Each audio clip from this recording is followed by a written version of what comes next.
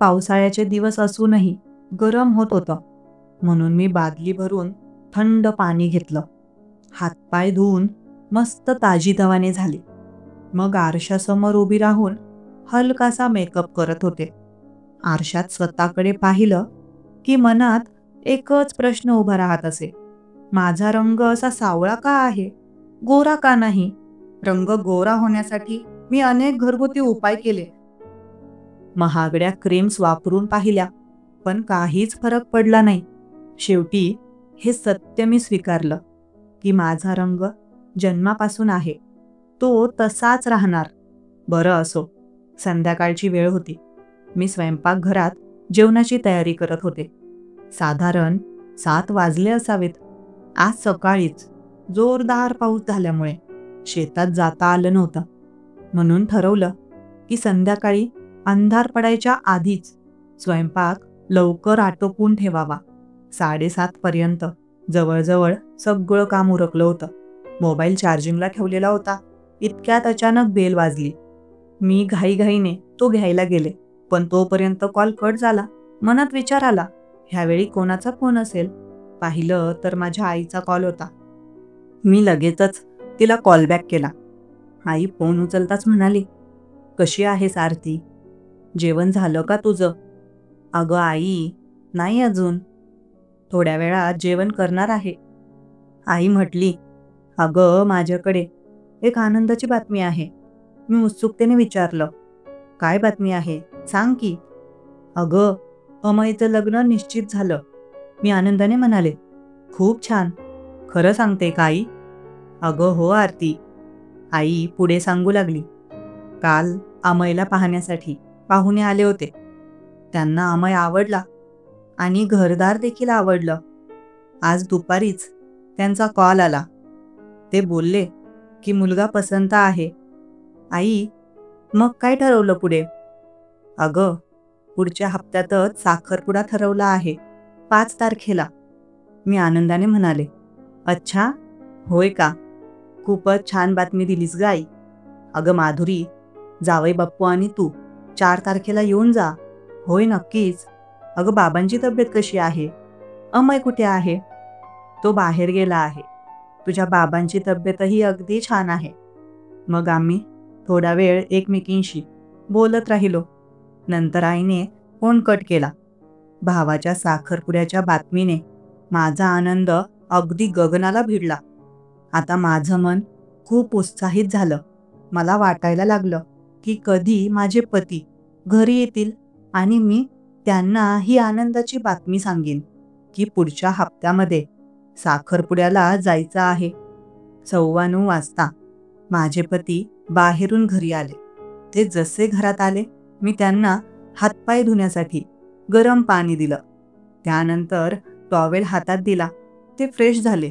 मी त्यांना म्हणाले, बरं आता चहा ठेवू की जेवण करायचं? अगं आरती, चहा नको. मी बाहेरून चहा पिऊन आलो आहे. पण मला भूक लागली आहे. चल जेवण करू आपण. होय, ठीक आहे. मी जेवायला वाढते. अगं सोनू कुठे गेली? दिसत नाहीये. ती झोपली आहे वरच्या रूममध्ये. अच्छा, हो का? एवढ्या लवकर झोपली? होय, दिवसभर खेळून दमली. थोडंसं जेवण केलं आणि झोपून गेली. अच्छा, हो का? मग मी जेवणाचे ताट वाढले. माझे पती आणि मी दोघं सोबत जेवण करायला बसलो. मला तर खूप घाई झाली होती. कधी माझ्या नवऱ्याला माझ्या भावाच्या साखरपुड्याची बातमी सांगावी. समोर टीव्ही सुरू होता. टीव्हीवर मॅच चालू होती. आम्ही दोघं टीव्ही समोर बसून जेवण करत होतो. मी म्हणाले, अहो ऐका ना. बोल की आरती, ऐकतोय. काय झालं? अहो, अमयचं लग्न ठरलंय. पुढच्या आठवड्यात साखरपुडा आहे त्याचा. हो का? खूपच छान झालं. माझे पती माझ्याशी बोलत होते, पण त्यांचं पूर्ण लक्ष टीव्हीवर होतं. टीव्हीवर मॅच चालू होती. अहो, मी काय म्हणते, पुढच्या आठवड्यात 5 तारखेला साखरपुडा आहे अमयचा. तर आईने कॉल केला होता. आई म्हणाली की दोघंही या, जावई बाप्पूंना घेऊन ये. 5 तारखेला साखरपुडा आहे, तर 4 तारखेलाच या तुम्ही. याल ना तुम्ही माझ्यासोबत? अगं नाही आरती, माझं जमणार नाही यायला. मला खूप महत्वाचं काम आहे. अहो, असं काय करता? एकुलता एक भाऊ आहे माझा. त्याचा साखरपुडा आहे. जर तुम्ही आला नाहीत, तर कसं वाटेल बरं? कसं वाटेल? मी नाही गेलो तर? साखरपुडा राहून जाणार आहे का त्याचा? उगाच काहीतरी. मला महत्वाचं काम आहे. आणि आता चुपचाप जेवण कर बरं. ते असं बोलत टीव्हीकडे बघायला लागले. त्यांनी नकार दिल्यामुळे मला खूप वाईट वाटलं. पण मी काहीच बोलले नाही. आता बघता बघता काही दिवस निघाले आणि माझ्या भावाच्या साखरपुड्याची तारीख जवळ येऊ लागली. मी 1-2 वेळा नवऱ्याला सांगून त्यांना मनवण्याचा प्रयत्न केला, पण त्यांनी माझं एकही ऐकून घेतलं नाही. मी आता निराश होऊन 3 तारखेला साखरपुड्यासाठी निघाले. सोबत माझी मुलगी सोनू देखील होती. जशी माहेरी पोहोचले, आई वडील आणि आजूबाजूचे काका काकू सर्वजण विचारू लागले, जावई बापू आले नाहीत का? आले नाहीत तर का आले नाहीत? मी सर्वांना सांगितलं की त्यांना महत्वाचं काम होतं म्हणून ते आले नाहीत. आई वडील नाराज झाले. भाऊला मात्र आधीच अंदाज होता की दाजी येणार नाहीत म्हणून. त्याने जास्त विचारपूस केली नाही. 5 तारखेला भावाचा साखरपुडा अगदी आनंदाने पार पडला. 6 तारखेला मी साखरपुड्यावरून घरी परतले. साखरपुडा करून आल्यावर नवऱ्याने विचारलं देखील नाही की साखरपुडा कसा पार पडला. त्यांनी साखरपुड्याबद्दल एकही प्रश्न विचारला नाही. बरं असो, ती त्यांचीच इच्छा. पण मला कुठे ना कुठे एक गोष्ट खटकते की माझे पती माझ्यासह असं का वागतात. मला माहिती आहे की त्यांना इतकंसं पण काही महत्वाचं काम नव्हतं. जर त्यांची इच्छा असती तर ते नक्कीच माझ्यासोबत साखरपुड्याला आले असते. पण खरं तर त्यांना यायचीच इच्छा नव्हती. लग्न झाल्यापासून माझे पती माझ्यासोबत तसेच वागतात. पाहिजे तेवढंच बोलतात. काही महत्वाचं कार्य झालं तरच माझ्याजवळ येऊन लुळबुळ करतात. नाही तर नाही. कधी प्रेमाने 2 शब्द देखील बोलत नाहीत किंवा प्रेमाने जवळ घेत नाहीत. मला वाटतं इतर बायकांसारखं की त्यांच्या पती त्यांच्याबरोबर वागत असतात. माझ्या नवऱ्यानेही माझ्यासोबत तसेच वागावं. मला प्रेमानं हाक मारायला हवी. कधी कधी प्रेमाने मस्करी करायला हवी, थट्टा करायला हवी. पण ते काही करत नाहीत. असो, कदाचित माझ्याबद्दल त्यांच्या मनात कुठेतरी तिरस्कार आहे असं मला वाटतं. कधी कधी आयुष्य खूप कंटाळवाणं वाटतं. आमची भरपूर शेती आहे. माझ्या पतीचं सेंद्रिय खताचं दुकान गावात आहे. त्यामुळे त्याचा व्यवसाय फार चांगला चालतो. त्यासोबत शेतीचाही व्यवसाय आहे. आमच्या शेतीत डाळिंब, ऊस, केळी ही सर्व पिकं आम्ही लावतो. मला शेतात जाणं आवडतं. शेतात गवत काढायचं असेल, काही पीक खुडायचं असेल तर त्यासाठी बायका लावाव्या लागतात. त्या बायकांचा सांभाळ करणे, त्यांच्यावर लक्ष ठेवणे आणि इतर काही कामं शेतात मी करत असते. माझे पती रोज शेतात येत नाहीत. ते फक्त हप्त्यातून कधीतरी येतात. शेतात कामासाठी मागच्या 3-4 वर्षापासून एक गडी आहे. तोच शेताची देखरेख करत असे. एके दिवशी मी शेतात गेले होते. त्या दिवशी आमच्या शेतात डाळिंब तोडायचं काम सुरू होतं. यावर्षी डाळिंबाचं पीक खूप छान आलं होतं. आमच्या शेतातील डाळिंबाची गुणवत्ता 1 नंबर होती. त्यामुळे तो माल थेट दिल्ली, मुंबईसारख्या शहरात जात असे. मी शेतात 10 वाजता पोहोचले. डाळिंब तोडण्यासाठी ज्या लोकांना बोलावले होते ते सकाळी 10 वाजेपर्यंत येत असत, पण अजून आले नव्हते. शेतात एक पत्र्याचं शेड बांधलं होतं. तिथे मी गेले. काम करणारा गडी धीरज तिथे काही छोटी मोठी कामं करत होता. त्याने पाहून विचारलं, आज लवकरच आलेत तुम्ही शेतात? मी म्हणाले, होय. सोनू शाळेत गेली सकाळीच. माझं काम लवकर आटपलं, त्यामुळे शेतात निघून आले. पण धीरज म्हणाला, 10:15 वाजले, पण मजूर अजून आले नाहीत. मी आश्चर्याने विचारलं, काय झालं? सर्व मजूर कामाला येतील ना? त्याने सांगितलं, आज त्यांच्या घरी कार्यक्रम आहे. ते सगळे एकमेकांचे नातेवाईक आहेत म्हणून सुट्टी घेतली आहे. मी थोडी अडखळत म्हणाले, मला हे माहितीच नव्हतं. मला वाटलं सगळे कामाला येतील. त्या विचाराने मी शेतात आले. मी नाश्ता सुद्धा आणला होता. लोकांसाठी वाटून देईल असं नियोजन केलं होतं. धीरज म्हणाला, बरं मालकीनबाई, आता एवढा नाश्ता घेऊन काय करणार? घरीच घेऊन जायला लागेल. मी थोडी सारी नाश्ता काढून ठेवली आहे. पण हो, आज मजूर येणार नाहीत. तिकडे उसाच्या शेतात मी ठिबक पाणी सुरू केलं आहे. जर तुमची काही हरकत नसेल तर हा नाश्ता आपण इथं झोपडपट्टीतले लोक राहतात त्यांना वाटून यायचं का? अरे हो, ही तर खूप छान कल्पना आहे. बरोबर आहे. एक काम कर, तूच वाटून ये. मी तुझ्याकडे देते. अहो नाही, तुमच्या हाताने वाटा. मी जर त्या झोपडपट्टीतल्या लोकांना नाश्ता वाटायला गेलो, ते मला ओळखतात. ते मला 17 प्रश्न विचारतील. कुठून आणला? का आणला? कशासाठी वाटतोयस? पण तुम्ही सोबत असलात तर मग त्यांना सांगता येईल की मजूर लोकांसाठी नाश्ता आणला होता, पण ते लोक आलेच नाहीत. होय होय धीरज, बरोबर आहे तुझं. चला मग मालकीनबाई. अरे थांब, तुला तर नाश्ता करून घेऊया. ठीक आहे, ये इकडे शेतात. जे पत्र्याचं शेड होतं त्याच्या समोर एक जुना लोखंडाचा पलंग मी ठेवलेला आहे. मी त्या पलंगावर जाऊन बसले. धीरज देखील तिथे आला. मी भरपूर नाश्ता घेऊन गेले होते. बुंदीचे लाडू, चिवडा, सुक्या कचोरी, खोबऱ्याची बर्फी. त्यामधून थोडा थोडा नाश्ता एका मोठ्या प्लेटमध्ये काढला आणि धीरजला दिला. एवढा सारा नाश्ता प्लेटमध्ये पाहून तो म्हणाला, अहो मालकीनबाई, एवढा कुठे खाणार आहे? मी हसून म्हणाले, अरे खा, एवढ्या मेहनतीचं काम करतोयस, पोटभर खात जा. बरं बरं. आणि तिथेच नाश्ता करू लागला.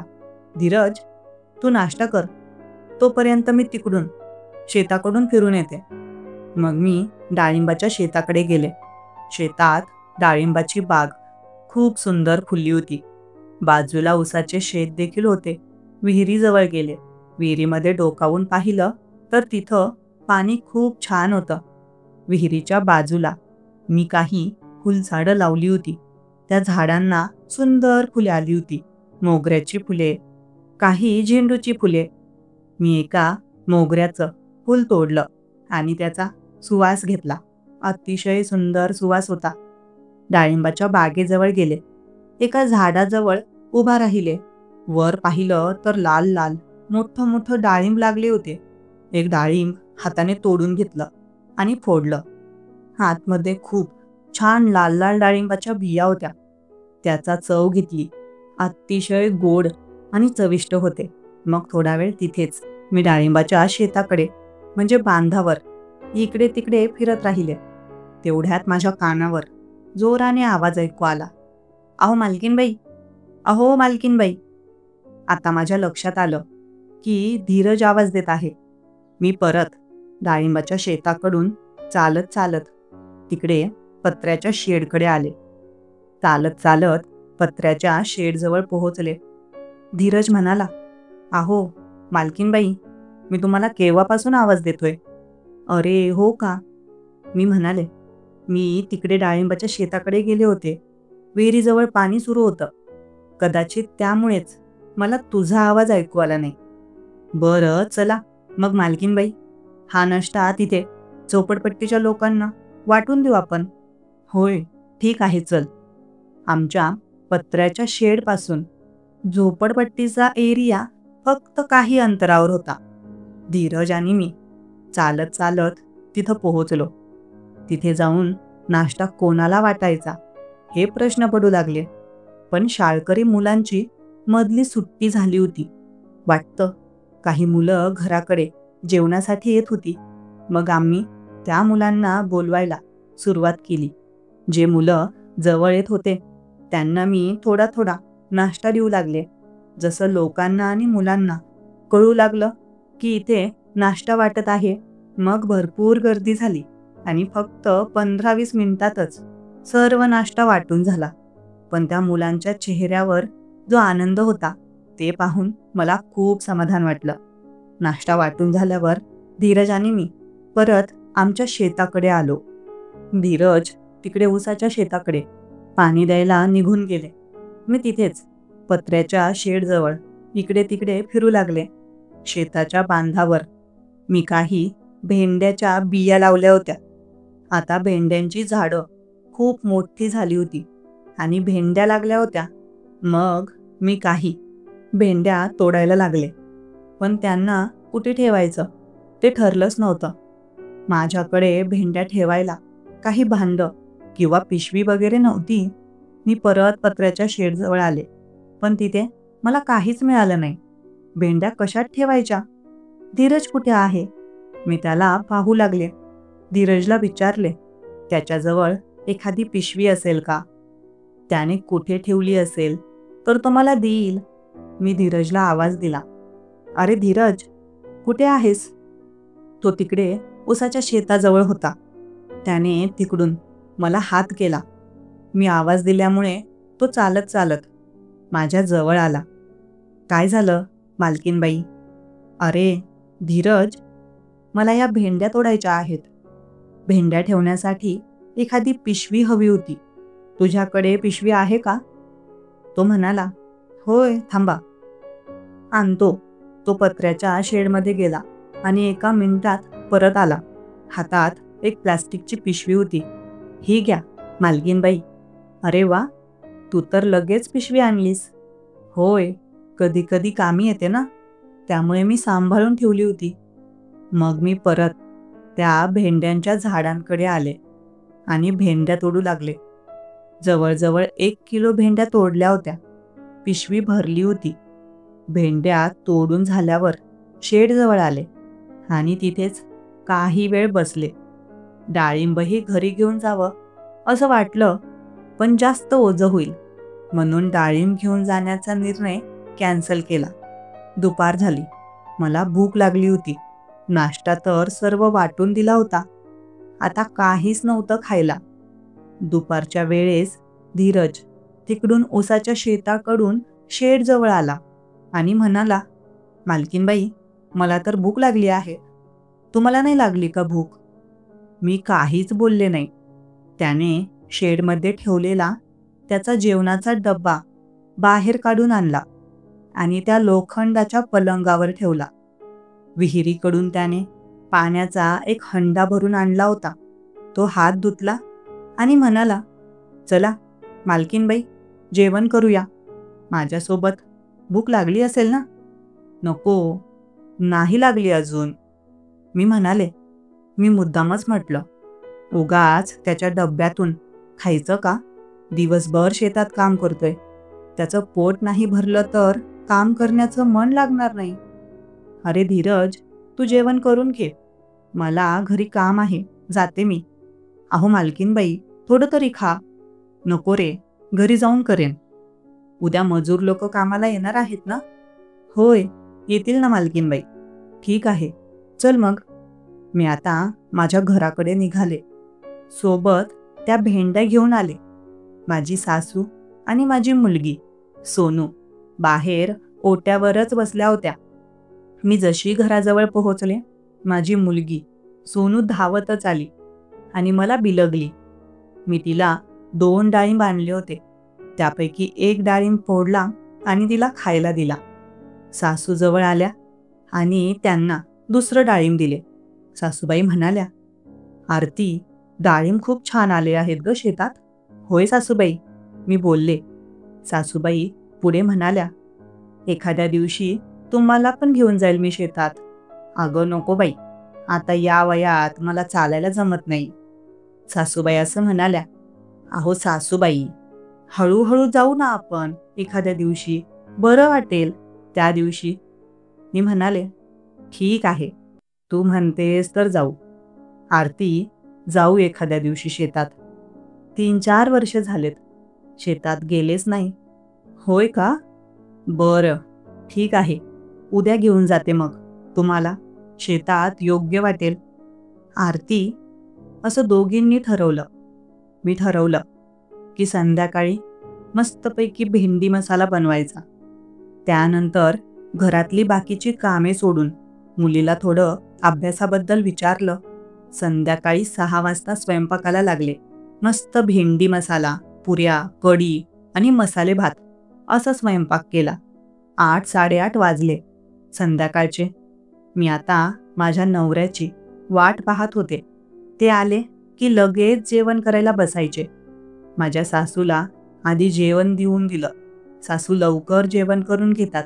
त्यांनी जेवण केलं, त्यांच्या गोळ्या आणि औषधे दिली आणि मग त्या त्यांच्या रूममध्ये झोपायला निघून गेल्या. मी माझ्या मुलीला जेवू घातलं. तीही दुपारी खेळून दमली होती, त्यामुळे 8 वाजता झोपी गेले. 9-9:30 वाजले. मी नवऱ्याची वाट पाहत होते. मला भूक लागली होती. ते आले की जेवण करायला बसू, पण 10 वाजत आले, ते आलेच नाहीत. मी मोबाईलवर कॉल केला आणि विचारलं, "अहो, कुठे आहात तुम्ही? लवकर या ना घरी." माझे पती म्हणाले, "अगं आरती, मी इकडे आलो आहे जरा. मला घरी यायला उशीर होईल." "अहो, कुठे आला आहात तुम्ही? लवकर या. स्वयंपाक कधीचा बनवून तयार ठेवलेला आहे." "अरे आरती, मी इकडेच जेवण करणार आहे. तू जेवण करून घे." "अहो, आधी तरी सांगायचं होतं. मी किती स्वयंपाक बनवून ठेवला." "बरं, ठीक आहे. मी जेवण करून घेते. ठेवतो." मी फोन ठेवला. मी माझ्या नवऱ्यासाठी त्यांच्या आवडीचा स्वयंपाक बनवला होता. पण अचानक त्यांनी नाही म्हटलं. त्यामुळे मला थोडं वाईट वाटलं. आता माझी स्वयंपाक करण्याची इच्छाच झाली नाही. सर्व स्वयंपाक मी झाकून ठेवून झोपी गेले. रात्री खूप उशिरा माझे पती घरी आले, पण मला कळलंच नाही. सकाळी जाग आली तेव्हा पाहिलं, ते त्यांच्या जागेवरच झोपले होते. सकाळी उठून अंघोळ, नाश्ता वगैरे झालं. मी त्यांना विचारलं, "रात्री कुठे होतात?" पण त्यांनी नेमकं उत्तर दिलं नाही. दुसऱ्या दिवशी सकाळी घरातलं काम लवकर आवरलं. मुलीला शाळेत पाठवलं. सासूबाईंना जेवण व औषधे दिली. माझे पती सकाळी शेतात गेले, कारण आज डाळिंबाची तोडणी सुरू होती. मीही 10 वाजता घरून शेतात निघाले. घरापासून शेत बऱ्याच अंतरावर आहे. माझे पती शेतात मोटरसायकलवर गेले. त्यांना ठाऊक होतं की मला सुद्धा शेतात यायचं आहे, पण ते मला सोबत घेऊन गेले नाहीत. आमच्या लग्नाला कितीतरी वर्ष झाली आहेत, पण माझे पती कधीच मला सोबत घेऊन जात नाहीत. इतर बायकांसारखं मला वाटतं की नवऱ्याच्या मोटरसायकल मागे बसावं, नवऱ्याच्या खांद्यावर हात ठेवून मागे बसण्याचा आनंद घ्यावा. मी बऱ्याच वेळा त्यांना सांगितलं, पण ते नकार देतात. आता मी सांगणंही सोडून दिलं आहे. नेमकं प्रॉब्लेम काय आहे मला अजून समजलं नाही. त्यांनी माझ्याशी एवढं का वागलं? पण मी नेहमीच माझं काम करत राहते. माझं कर्तव्य पार पाडत राहते.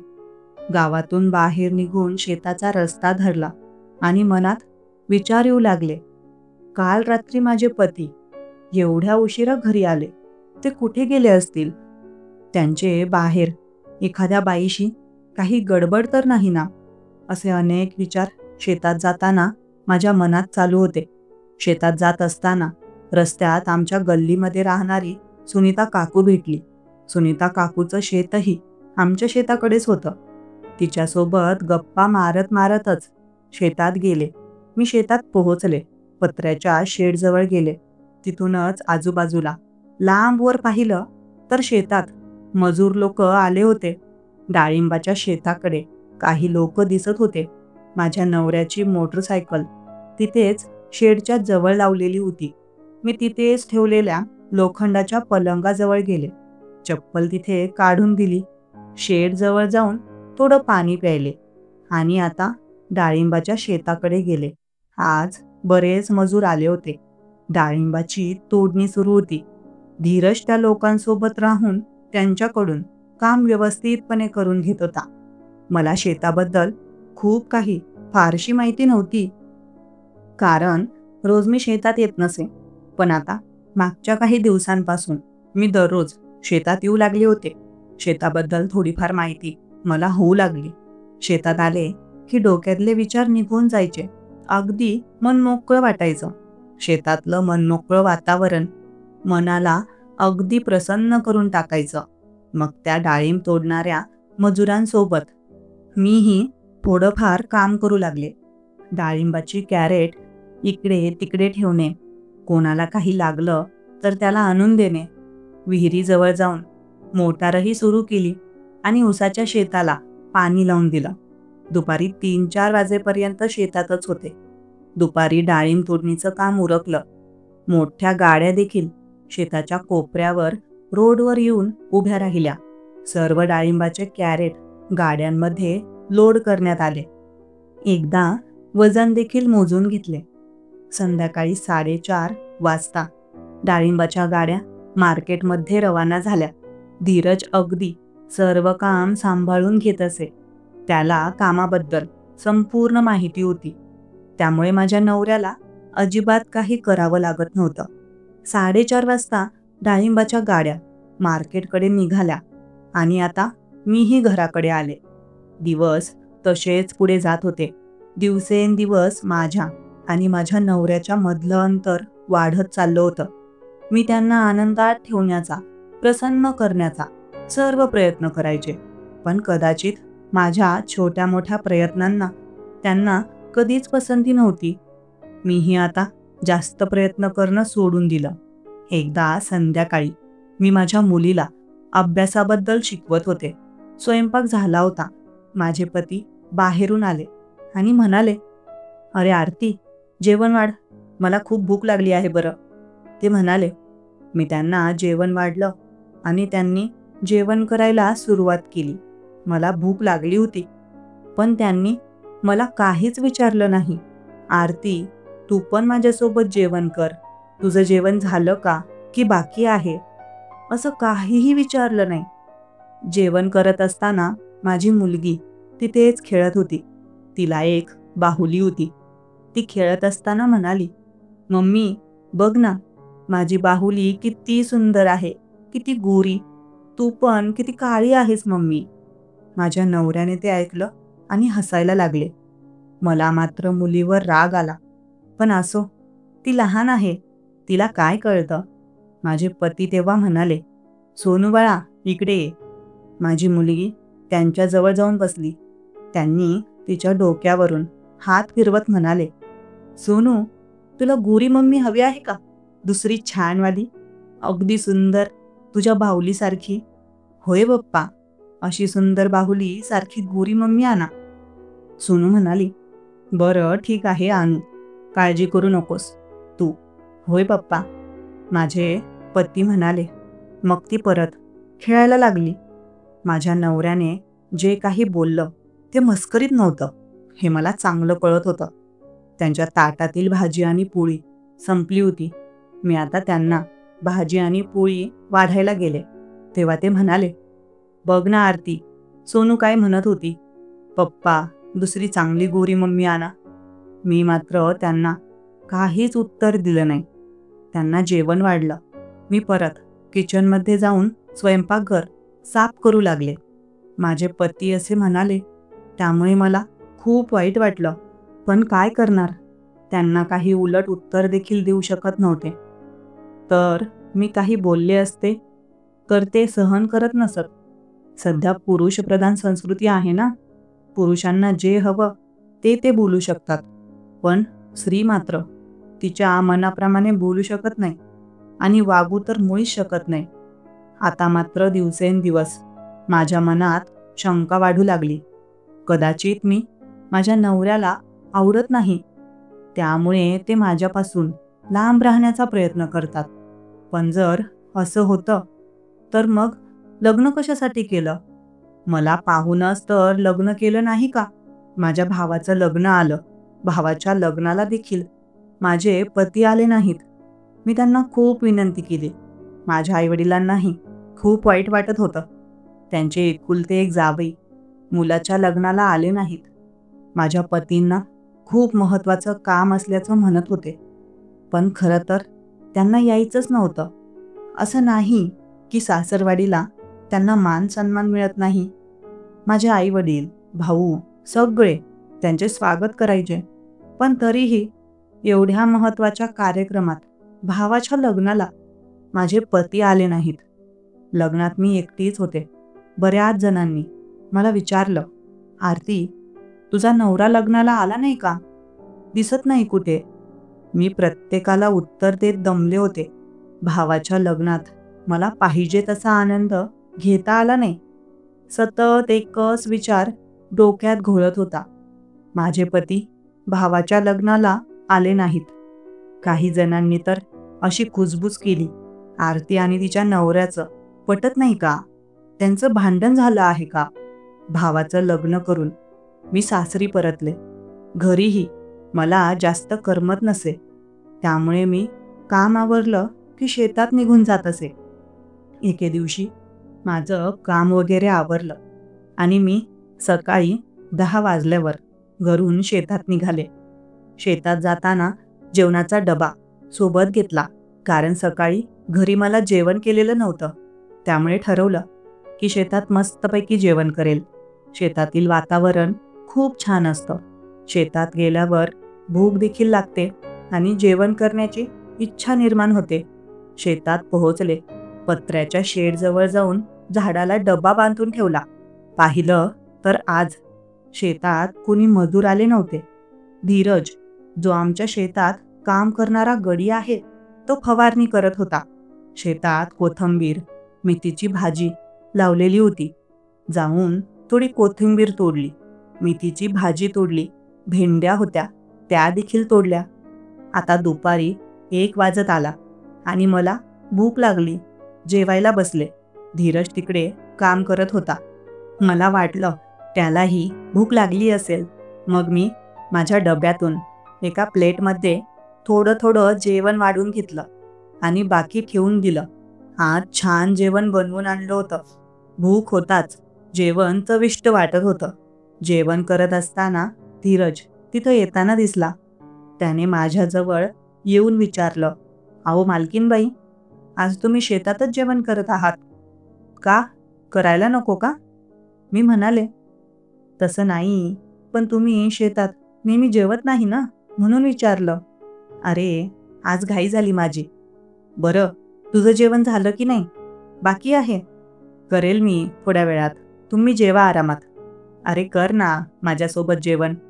मलाही सोबत असलं की जेवायला मजा येते. तू जेवशीलच नंतर पण. आता जेवण कर बरं. मी तिकडे जाऊन मोटार बंद करून येतो. डाळिंबाच्या शेताला पाणी लावलं आहे. तो म्हणाला, बरं ठीक आहे. मग तो तिकडे गेला आणि 5-10 मिनिटात परत आला. त्याने हात धुतले आणि माझ्या जवळ येऊन जेवायला बसला. त्याच्या जेवणाच्या डब्यात मसाल्याची भाजी, पोळ्या, ठेचा असे पदार्थ होते. मी जे जेवण आणलं होतं त्यातून त्याला थोडं थोडं वाढून दिलं आणि त्यानेही मला त्याच्या वांग्याची भाजी दिली. मस्तपैकी गप्पा मारत मारत आम्ही जेवण संपवलं. धीरजचा स्वभाव खूप चांगला होता. आमच्या गावातच राहायचा. त्याचे वडील आमच्या गावचे जावई होते आणि घर जावई म्हणून त्यांनी आमच्या गावात वास्तव्य केलं होतं. मी आता रोज 10-11 वाजता सकाळी शेतात जायचे. दुपारपर्यंत शेतात थांबायचे. थोडेफार काम असेल तर तेही करायचे. त्यानंतर घरी आल्यानंतर मुलीला थोडं शिकवायचे आणि सासूच्या गोळ्या वगैरे द्यायचे. सासूकडे लक्ष देणं हेही काम करायचे. पावसाळ्याचे दिवस होते. एके दिवशी नेहमीप्रमाणे मी शेतात गेली. आज शेतात मजूर आले नव्हते. गवत काढण्याचं काम सुरू होतं. पण मागच्या हप्त्यात रोज मजूर येत होते. त्यामुळे सर्व पिकांमधले गवत साफ करून झाले होते. पावसाळ्याचे दिवस असल्याने मी घरून शेतात निघताना सोबत छत्री आणि जेवणाचा डबा घेतला. शेतात पोहोचले. डबा झाडाला टांगून दिला आणि डाळिंबाच्या बागेकडे गेले. खाली काही किडलेले आणि खराब झालेले डाळिंब पडलेले असतात. ते जमा करून बाहेर फेकायचे असतात. शेताच्या बाहेर ठेवले की मच्छर आणि कीड होत नाही आणि डाळिंबाची झाडे निरोगी राहतात. सुरुवातीला मला शेताबद्दल फारशी माहिती नव्हती. मी शेतात जायचे. मी पण कशी पिकांची निगराणी करायची, डाळिंबाच्या बागेत कधी फवारणी करायची, सेंद्रिय खत कधी टाकायचे, डाळिंबाची तोडणी कशी करायची, डाळिंब पिकले आहेत की नाही कसं ओळखायचं, या सर्व गोष्टीत मला धीरजने शिकवल्या होत्या. मी शेतात डाळिंबाच्या बागेतील खराब डाळिंब जमा करून बांधावर आणून ठेवत होते. अचानक पाऊस सुरू झाला. मला कल्पनाच नव्हती की इतका जोराचा पाऊस होईल. छत्री होती, पण ती मी पत्र्याच्या शेडकडे ठेवली होती. तिथंच डाळिंबाच्या झाडाखाली थांबले. मात्र पाऊस खूप जोरात सुरू झाला. पावसाचा फवारा माझ्या अंगावर येऊ लागला. 10 मिनिटात मी ओलीचिंब झाले. मला वाटलं इथं 15 मिनिटांनी पाऊस थांबेल, पण जोखीम वाही तो थांबायचाच नाही. मी आता जास्त वेळ त्या छोट्याशा डाळिंबाच्या झाडाखाली उभी राहू शकत नव्हते. मग ठरवलं की पत्र्याच्या शेडमध्ये पोहोचावे. किती वेळ पाऊस चालेल हे सांगता येणार नव्हते.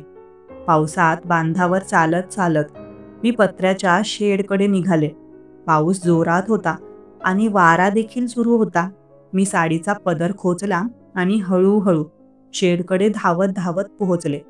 माझं लक्ष डाव्या बाजूला गेले आणि तिकडून धीरज धावत येताना दिसला. मी चप्पल घातलेलीच नव्हती, त्यामुळे खालचे छोटे खडे, कचरा माझ्या पायाला टोचत होते. लक्षपूर्वक ते टाळत मी शेडजवळ पोहोचले. शेडजवळ गेले आणि दरवाजा उघडून आतमध्ये गेले. पत्र्याच्या शेडमध्ये उभे राहिले. आता पाऊस लागत नव्हता.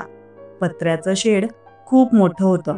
5 मिनिटांनी धीरजही धावतच पत्र्याच्या शेडजवळ आला. दरवाजा उघडाच होता. आत प्रवेश करताच तो देखील पूर्ण ओला चिंब झाला होता. मला पाहून म्हणाला, "अहो मालकीनबाई, बघा ना, अचानक किती जोराचा पाऊस सुरू झाला." "अरे हो ना धीरज, मी छत्री आणली होती, पण तिथेच डाळिंबाच्या बागेकडे ठेवली आणि छत्री इथेच विसरली. पण छत्री असूनही काही उपयोग झाला नाही. पाऊस एवढा जोराचा होता आणि साथीत वारा देखील. मी तिथंच उभी होते. बऱ्याच वेळापासून पावसात ओली झालेल्या कारणामुळे मला थंडी चांगलीच वाजत होती. धीरजही तिथे माझ्या बाजूने उभा होता. तोही पूर्ण पावसाने ओला चिंब झाला होता. पावसाने मला पूर्णपणे भिजवलं होतं. माझी साडी आणि ब्लाऊज अंगाला चिटकलं होतं. मला वाटत होतं धीरज माझ्या समोर उभा असून काहीसा अवाढवीत वाटणार आहे. पण परिस्थितीच अशी निर्माण झाली होती. त्यात काही करायचं शक्यच नव्हतं. जोरात पाऊस पडत होता. आम्ही दोघे तिथेच उभे होतो. पाठीमागे खूप मोठा पत्र्याचा शेड होता. त्याचा दरवाजा तो उघडा होता. दरवाजाच्या समोरच आम्ही उभे होतो आणि बाहेरचं दृश्य बघत होतो. शेतात पाणी साचू लागलं आणि जास्त पाणी इतरत्र वाहू लागलं. नजारा खूपच छान होता. ते सर्व बघत असताना अचानक माझ्या पायावर काहीतरी थंडगार जाणवलं. मी लगेच पायाकडे पाहिलं तर एक बेडकुळी होती. ती माझ्या पायावर उडी मारत होती. मला वाटले साप आहे की विंचू आहे याची पूर्ण खात्री घेऊ शकले नाही. अचानक मी खूप घाबरून गेले. मी जोरात सरकले. डाव्या बाजूला तिथे धीरज उभा होता आणि माझ्या सरकत्या धक्क्याने तो थोडा धक्का लागताच म्हणाला, "अहो मालकीनबाई, काय झालं?" मी काहीच बोलले नाही. बेडकुळी माझ्या पायावर उडी मारून गेल्यानं मला जोरात किंचाळी आली आणि मी बाजूला सरकले. मला स्वतःच माझ्या कृतीचं कल्पना वाटत नव्हती. मी धीरजकडे धडकले. तो हलक्या अंगाने उभा होता. त्याला अजिबात कल्पनाच नव्हती की असं काही होईल. माझा धक्का त्याला लागल्यामुळे तो थोडा गोंधळला. मी अचानक त्याच्या अंगावर पडू लागले होते. त्याचाही तोल गेला आणि माझाही तोल गेला. त्यामुळे आम्ही दोघं खाली पडू लागलो. पण धीरजने एक हात माझ्या कमरेवर ठेवला आणि मला पडण्यापासून वाचवलं. मी खाली पडणारच होते, पण त्याच क्षणी त्याने त्याचा हात माझ्या कमरेच्या मागे घेतला आणि मला पडण्यापासून वाचवलं. लक्षणीय म्हणजे आम्ही दोघं अगदी जवळ आलो होतो. पावसाच्या पाण्यामुळे माझी साडी पूर्ण अंगाला बिलकली होती. धीरजने टी शर्ट घातली होती, तोही पूर्ण अंगाला चिपकला होता. शेतातलं मेहनतीचं काम केल्यामुळे त्याचं शरीर खूप आकर्षक आणि पिळदार होतं. त्याचा हात अजूनही माझ्या कमरेवर होता. तो म्हणाला, "अहो मालकीनबाई, काय झालं?" "अरे, अचानक माझ्या पायावर बेंडकोळीने उडी मारली." "अहो मालकीनबाई, काही होत नाही. बेडकोळी गरीब प्राणी आहे. तो आपल्याला चावत नाही. पण मला भीती वाटत होती." मी म्हणाले, "बरं, ठीक आहे. मी ती बेडकोळी तिकडे उचलून फेकून देईन. तुम्ही घाबरू नका." परंतु त्या क्षणी त्याचा हात अजूनही माझ्या कमरेवर होता. मी थोडी खाली वाकले होते. त्याने हात हलवून झटका मारून मला उभं केलं. पण आम्ही अजूनही एकमेकांच्या अगदी जवळ होत. त्यांचा चेहरा आणि माझा चेहरा जवळ येऊन थोडासा स्पर्श झाला होता. आम्ही दोघे चिंब झालो होतो. ढगांच्या आवाजात पावसाचे थेंब आमच्या डोक्यावरून आणि अंगावरून सरकत होते. आता मात्र मी धीरजचा हात माझ्या कमरेवरून हलवायची तयारी करत होते. तो मात्र बाजूला करायला तयार नव्हता. त्याचं लक्ष कदाचित माझ्या डोळ्यांमध्ये होतं. मला तरी तीच भावना आली. मी म्हणाले, "अरे धीरज, सोडणार का बाजूला तो तुझा हात? मी नाही पडणार आता." तो काही क्षण स्थिर होता आणि मग त्याने तो हात माझ्या कमरेवरून बाजूला केला. मला आता खूप शरम आली. मी धीरजला विचारले, "धीरज, इथे एखादा टॉवेल वगैरे आहे का?" "हो, आहे ना," तो म्हणाला आणि पत्र्याच्या शेडमध्ये मागच्या बाजूला गेला. 5 मिनिटात परत येऊन त्याने एक चौकट डिझाईन असलेला गुलाबी रंगाचा टॉवेल मला दिला. मी त्या टॉवेलने चेहरा पुसला आणि थोडेसे हातही पुसले. मग तो टॉवेल हाताने खांद्यावर ठेवून अंगाभोवती गुंडाळून घेतला, जेणेकरून माझं शरीर झाकलं जावं. आता मला थोडं व्यवस्थित वाटत होतं. टॉवेल अंगावर गुंडाळून घेतला, त्यामुळे माझं शरीर झाकलं गेलं होतं. धीरजला कल्पना आली होती की तो माझ्याकडे सारखा बघत आहे. ते मला कदाचित आवडलं नाही. त्यामुळे तोही 2 पावलं चालून शेडच्या दाराजवळ गेला आणि तिथून फक्त समोर शेतामध्ये पाहू लागला. मी त्या टॉवेलने अजून एक वेळा माझे हात आणि पाय पुसून घेतले. थंडी मात्र खूप वाजत होती. मला तर असं वाटू लागलं की कधी पाऊस बंद होतो आणि कधी मी घरी जाते. धीरज आणि मी, आम्ही दोघे एकटेच शेतामध्ये त्या पत्र्याच्या शेडमध्ये होतो आणि मगाशी आमच्या दोघांमध्ये जे काही झालं होतं ते अतिशय विचलित करणारं होतं.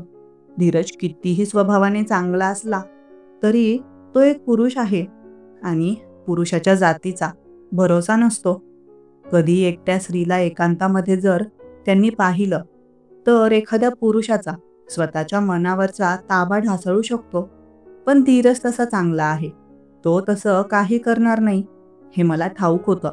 पण तरी देखील मनात आतून विचलित करणारे विचार येतच होते. जवळजवळ 1.5-2 तास पाऊस सुरू होता. 1.5 तासानंतर पाऊस बंद झाला. मी धीरजला म्हणाले, "धीरज, मी जाते घरी आता." "ठीक आहे." "हो मालकीनबाई." मग तिथून मी हळूहळू चालत चालत घरी पोहोचले. घरी आल्यानंतर बाथरूममध्ये जाऊन आंघोळ करायला गेले.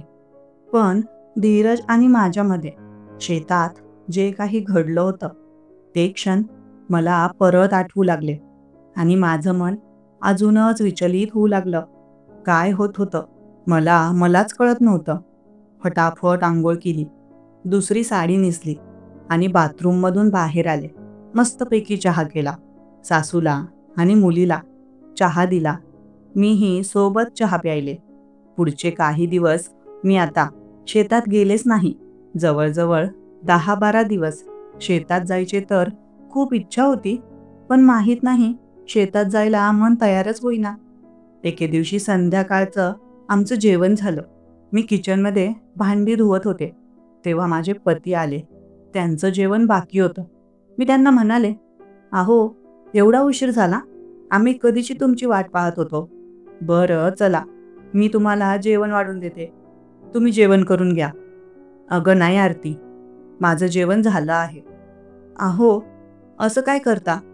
तुम्ही एवढा स्वयंपाक बनवलेला असतो. एवढं सगळं वाया जातं ना. बरं जाऊ दे.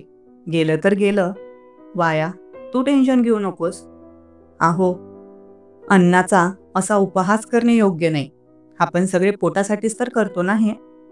आरती, मला फालतूचं ज्ञान देऊ नको. काय करायचं आहे आणि काय नाही ते मला चांगलं ठाऊक आहे. माझे पती अगदी जोराने बोलले. मी मात्र नंतर एक शब्दही त्यांना उलटून बोलले नाही. माझे पती रूममध्ये झोपायला निघून गेले. मी आणि माझी मुलगी सोनू आम्ही दोघी सोबतच झोपलो. माझे पती कधीच माझ्यासोबत रात्री झोपत नसत. माझ्या काही मैत्रिणी आणि इतर बायका सांगायच्या की ते त्यांच्या नवऱ्यासोबत रात्री झोपतात, पण मला ही गोष्ट मस्करी वाटत असे. पण एकदा माझ्या जवळच्या मैत्रिणीही नेहमी सांगितलं की रात्री माझा नवरा मला जवळ घेऊनच झोपतो, त्याशिवाय माझ्या नवऱ्याला झोपच लागत नाही. माझ्याशी मात्र उलट होतं. माझे पती कधीच माझ्या जवळ झोपत नसत. फक्त त्यांच्या मनात आलं तेव्हा शरीराची भूक मिटवण्यासाठी काही वेळ माझ्या जवळ यायचे आणि काम झालं की लगेच माझ्यापासून लांब व्हायचे. पण आता ते देखील बंद झालं होतं. माझे पती माझ्याजवळ येतच नसत आणि कधीच मला प्रेमाने जवळही घेत नसायचे. माझी खूप इच्छा व्हायची कधी कधी नवऱ्याला प्रेमाने जवळ घ्यावं, त्याच्यासोबत लाडाने गप्पा माराव्यात, पण त्यांना ते सर्व माझ्यासोबत करण्यात काहीच इंटरेस्ट नव्हता. माहीत नाही असं का करायचे ते. दिवसेंदिवस माझ्या मनाची बेचैनी अजूनच वाढत गेली. पुढचे बरेच दिवस मी शेतात गेले नाही. माझी सासू विचारू लागली, अगं आरती, तू सध्या शेतात जातच नाहीस. आता काय झालं? का नाहीस जात शेतात? मी माझ्या सासूला मुद्दाम सांगितलं. सासूबाई, त्या दिवशी शेतात मला साप दिसला ना, त्यामुळे थोडी भीती वाटते मला, म्हणून गेले नाही. पण काही हरकत नाही, उद्यापासून जाईन शेतामध्ये. अगं, सगळे साप विषारी नसतात आणि ते काही लगेच आपल्याला थोडी चावतात. आपण जर त्यांना इजा पोहोचवली तर ते आपल्याला चावतात. नाहीतर साप कधीच कोणालाच आवडत नसतो. मग दुसऱ्या दिवशी मी शेतात गेले. चक्क 20 दिवसांनंतर शेतात गेले होते. आज शेतामध्ये डाळिंबाच्या बागेतील गवत काढायचं होतं, त्यामुळे काही मजूर लावले होते. मी तिकडे डाळिंबाच्या बागेकडेच गेले. मजूर लोक नवीन होते, मला ओळखत नव्हते वाटतं. कधी कधी असंच व्हायचं. काही नवीन लोक शेतात आले की ओळखायचेच नाहीत.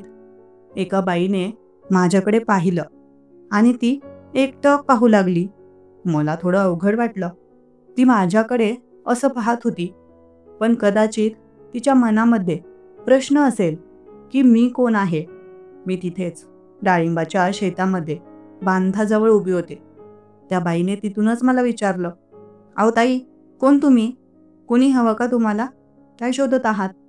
मी म्हणाले, नाही नाही, काही नाही, तुम्ही करा आरामात तुमचं काम. बरं बरं, ठीक आहे. काही वेळाने धीरज देखील तिकडे आला. त्याने मला पाहिलं आणि म्हणाला, अहो मालकीनबाई, तुम्ही कशा आहात? तुमची तब्येत ठीक आहे का? अचानक माझ्या तब्येतीच्या बाबतीत का विचारत आहे धीरज? अहो, त्या दिवशी आपण पावसामध्ये भिजलो ना, मला वाटलं तुमची तब्येत बिघडली असेल. आणि रविदादा देखील शेतात आले होते 2 दिवसांपूर्वी. मी त्यांना विचारलं तर ते म्हणाले, आरतीची तब्येत थोडी खराब आहे म्हणून ती शेतात येत नाहीये. अरे, तसं काही नाही, ठीक आहे माझी तब्येत. थोडा वेळ तो तिथेच थांबला. त्याच्या हातामध्ये एक पाईप होता. त्याला कुठेतरी तो पाईप जोडायचा असेल शेतामध्ये पाणी देण्यासाठी, म्हणून तो इकडून तिकडे घेऊन जात होता वाटतं.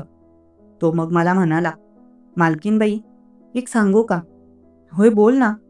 आणखी एक गोष्ट, त्या दिवसाबद्दल माफी मागतो. कोणत्या दिवसाबद्दल? त्या दिवशीच आपण पाण्यामध्ये भिजलो त्या दिवसाबद्दल. ते चुकून मी तुम्हाला स्पर्श केला, त्यासाठी माफी आहे. अरे धीरज, जाऊ दे, जे झालं ते विसर. अहो मालकीनबाई, मला वाटलं त्या दिवशी तुम्हाला राग आला आणि म्हणूनच तुम्ही एवढे दिवस शेतात आला नाहीत असं मला वाटत होतं. असं काही तर नाही ना? हे बघा, तुम्हाला जर वाईट वाटलं असेल तर मी माफी मागतो. अरे धीरज, तसं काही नाही. सोड जाऊ दे ते. त्या बाबतीत जास्त विचार करू नकोस. तुझं काय काम चालू आहे? हा पाईप कुठे घेऊन जात आहेस? अहो मालकीनबाई, तिकडं ऊसाच्या शेताच्या बाजूला पाईप फुटला आहे. तिथं जोडायचा आहे हा पाईप. होय का? बरं बरं, ठीक आहे, जोड मग. मग धीरज तो पाईप घेऊन तिकडे ऊसाच्या शेताकडे जाऊ लागला. तेवढ्यात ती बाई तिकडून चालत चालत त्याच्या जवळ आली आणि त्याला हळू आवाजात विचारू लागली, अहो धीरू, ही बाई कोण आहे? धीरजला काही लोक शेतात कामाला येत होते, ते धीरू असं म्हणायचे. धीरज त्या बाईचं बोलणं ऐकून हसायला लागला. तेव्हा ती बाई म्हणाली, काय झालं हसायला? मी काही चुकीचं विचारलं का? अहो नाही काकू, ही तर मालकीनबाई आहेत, रविदादांच्या बायको. अच्छा, होय का? मी ओळखलंच नाही त्यांना, आधी कधी पाहिलं नव्हतं ना. बरं बरं, ठीक आहे, काही हरकत नाही. आता लक्षात ठेवा काकू. होय होय धीरू. मग धीरज तिकडे पाईप घेऊन निघून गेला आणि ती बाई देखील तिथे डाळिंबाच्या शेतामध्येच कामाला लागली. मीही त्या बायकांजवळ गेले आणि थोडं काम करू लागले, गवत काढू लागले. पण माझ्या मनामध्ये धीरज जे बोलला होता ते चालत होतं. त्या दिवशी जे काही घडलं होतं त्याबद्दल अगदी प्रामाणिकपणे त्याने माफी मागितली. खरं तर मला त्याचा हा स्वभाव आणि प्रामाणिकपणा आणि माझ्याबद्दल त्याच्या मनामध्ये असलेला आदर खूप आवडला. धीरज जरी शेतात गडी म्हणून काम करायचा, पण तो खूप आदरपूर्वक माझ्याशी बोलत असे. त्या दिवशी मी संध्याकाळी 5 वाजेपर्यंत शेतात होते. संध्याकाळी सर्व बायका आणि मजूर लोक घरी निघाले तेव्हा मी पण घरी आले. धीरज मात्र शेतातून घरी थोडा उशिरा येत असे. घरी आल्यानंतर स्वयंपाकाला लागले. मला माहिती होतं की नेहमीसारखं माझा पती आज पण जेवण करायला येणार नाहीत, बाहेरच जेवण करतील. त्यामुळे मी फक्त माझं आणि माझ्या सासूचं व मुलीचा स्वयंपाक बनवला. दुसऱ्या दिवशी मी माझ्या मुलीसाठी मस्तपैकी तिळाचे लाडू बनवले, कारण तिला खूप आवडतात तिळाचे लाडू. 2 किलो तिळाचे लाडू बनवले होते. एवढे तर आम्ही खाणार नाही. मग मी जेव्हा शेतात निघत होते, काही लाडू एका डब्यात ठेवून घेतले. शेतामध्ये आल्यावर धीरजला लाडू द्यायचे होते. तो तिकडे काम करत होता. मी त्याला आवाज दिला, धीरज, अरे धीरज इकडे ये. हो आलो आलो मालकीनबाई. तो माझ्या जवळ आला आणि म्हणाला, काय झालं? काही काम आहे का? अरे नाही, हे तिळाचे लाडू आणले आहेत. सकाळीच बनवले होते. मी म्हटलं तुझ्यासाठी पण आणावेत म्हणून घेऊन आले. आवडतात का तुला तिळाचे लाडू? हो, आवडतात ना मालकीनबाई. घे मग. मी पूर्ण तिळाच्या लाडूंचा डब्बा त्याच्या हातात दिला. त्याने डबा उघडला आणि आतमध्ये पाहिलं. अहो, एवढे सगळे लाडू, एवढे काय करू मी? अरे खा की. काय करू पण? एका वेळी एवढे लाडू कसे काय खाऊ? बरं, एका वेळी नको खाऊस, वाटल्यास शेडमध्ये ठेवून दे. इच्छा झाल्यावर खायचे. हो, असंच करतो. त्याने एक लाडू घेतला आणि खाऊ लागला. त्याच्या चेहऱ्यावर अत्यंत सुखद असे भाव उमटले. अहो मालकीनबाई, लाडू तर अतिशय छान बनवले आहेत. तुमच्या हाताला खूपच चव आहे. बघा, स्वयंपाक देखील खूप छान असतो तुमचा. होय का धीरज? होय, खरं सांगतो की. बरं थांब, हा डबा ना मी शेडमध्ये ठेवून येतो. मग त्याने तो लाडूचा डबा शेडमध्ये जाऊन ठेवला. बरं चला मालकीनबाई, तिकडे काम करत आहे मी. हो ठीक आहे, कर मग. मीही आता शेतामध्ये इकडे तिकडे फिरू लागले. गवारच्या शेंगा, भेंड्या, काकडी असं काही तोडून मस्तपैकी एका पिशवीत भरलं घरी आणण्यासाठी.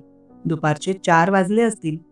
मग धीरजला सांगितलं, चला धीरज, मी जाते घरी आता. होय बरं, ठीक आहे. मग मी घरी निघून आले. संध्याकाळी माझे पती आज लवकरच घरी आले. मग मी मस्तपैकी स्वयंपाक बनवला. आम्ही सर्वांनी सोबतच जेवण केलं. आज कितीतरी दिवसांनी मला माझ्या पतीसोबत जेवणाचा योग आला. पण जेवण करत असताना ते हवं तसं मन मोकळं माझ्याशी बोलले नाहीत. जेवण झाल्यानंतर ते रूममध्ये टीव्ही पाहत बसले. मी भांडी वगैरे आवरून घेतली. तेव्हा माझे पती म्हणाले, "अगं आरती, तुला काही सांगायचं आहे." मला थोडं आश्चर्य वाटलं. खूप दिवसांनंतर एवढ्या उत्साहाने म्हणाले. मी उतावीळपणे त्यांच्याजवळ गेले आणि विचारले, "हो दाखवा ना, काय आहे?" त्यांच्या हातामध्ये मोबाईल होता. कदाचित त्यांना काही दाखवायचं होतं.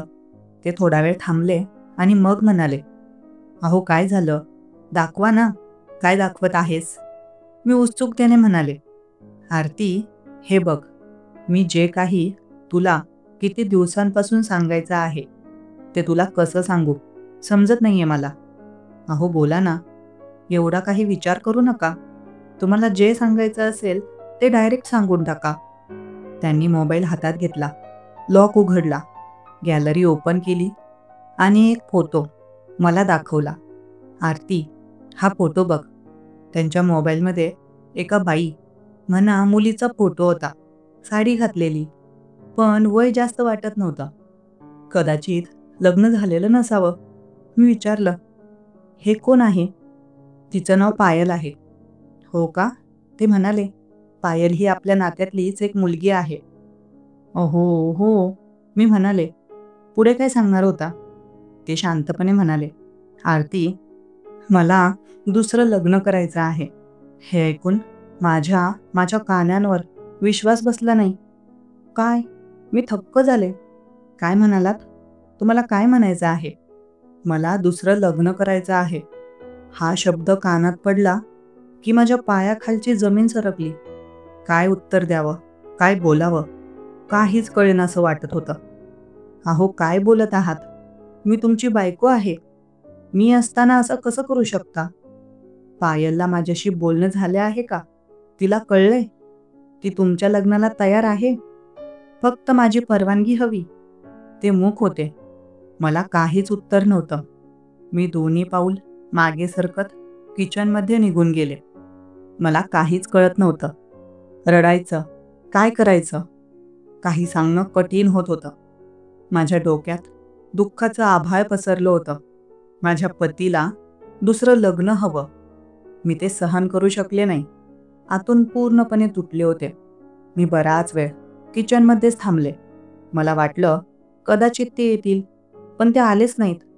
थोड्या वेळाने त्यांच्या रूममधील लाईट बंद झाली, कारण ते झोपले असतील.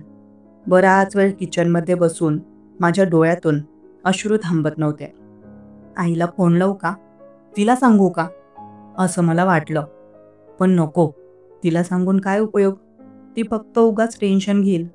मी बराच वेळ किचनमध्ये रडत बसले. रडून रडून थकले. मला माहिती होतं माझ्याशी बोलायला कोणीच येणार नाही. मग बाथरूममध्ये गेले. चेहऱ्यावर पाणी मारलं. एकदा स्वतःचा चेहरा आरशात पाहिला आणि स्वतःलाच प्रश्न विचारू लागले, माझ्यात काय कमी आहे की माझ्या नवऱ्याला दुसरं लग्न करावं लागतंय? त्यानंतर मी माझ्या रूममध्ये आले. माझ्या मुलीला जवळ घेऊन झोपले. पण झोप कशी येणार? रात्रभर मी जागी होते. मला 1 मिनिटही झोप आली नाही. सकाळी 6 वाजता उठले आणि नेहमीप्रमाणे कामाला लागले. काही वेळाने सासू, मुलगी आणि नवरा सर्व उठले. त्यांच्या अंघोळी झाल्या. मी सर्वांसाठी नाश्ता बनवला. नाश्ता वगैरे झाल्यावर माझे पती पुढच्या रूममध्ये टीव्ही पाहत होते. मी घरात झाडू मारत होते. तेव्हा त्यांनी मला हाक मारली, "आरती इकडे ये." मी जाऊन उभी राहिले. ते म्हणाले, "आरती, हे बघ, मी तुला फक्त सांगत आहे. तुझी परवानगी घेत नाही की लग्न करू की नको. हे बघ, मी दुसरं लग्न करणार आहे आणि मी पूर्णपणे निश्चय केला आहे. तुझी इच्छा असो वा नसो ते मला माहीत नाही." मला माहिती होतं माझ्या पतीने जर दुसरं लग्न करण्याचा विचार केला आहे तर ते करतीलच. मी हो किंवा नाही म्हटलं तरी त्या गोष्टीने त्यांना काहीच फरक पडणार नाही. मी त्यांच्याशी काही न बोलता परत माझ्या कामाला लागले. आता दिवस असेच पुढे जात होते, पण माझ्या डोक्यावर जो दुःखाचा डोंगर कोसळला होता त्याने मी स्वतःला कसं सावरावं मला काहीच कळत नव्हतं. माझ्या नवऱ्याने ही बातमी माझ्या आईला आणि जवळच्या बऱ्याच नातेवाईकांना सांगून टाकली की त्यांना दुसरं लग्न करायचं आहे. पण मला माहिती होतं माझे पती आता दुसरं लग्न केल्याशिवाय राहणार नाहीत. पण मला एकाच गोष्टीची भीती वाटत होती.